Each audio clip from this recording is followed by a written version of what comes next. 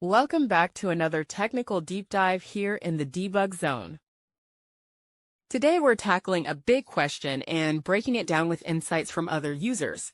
Hopefully this clears up some misconceptions and helps you get the answer you need.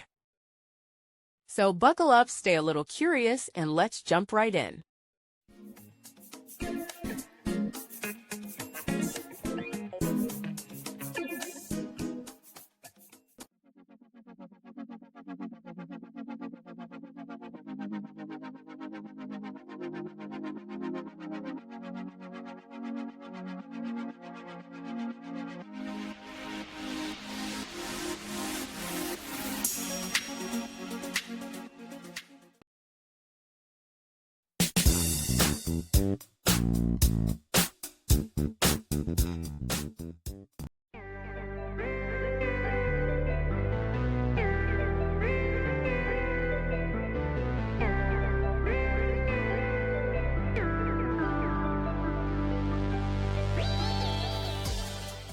And that's a wrap.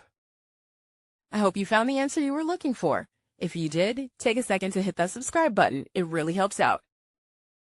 And let me know in the comments which solution worked best for you. See you next time in the debug zone.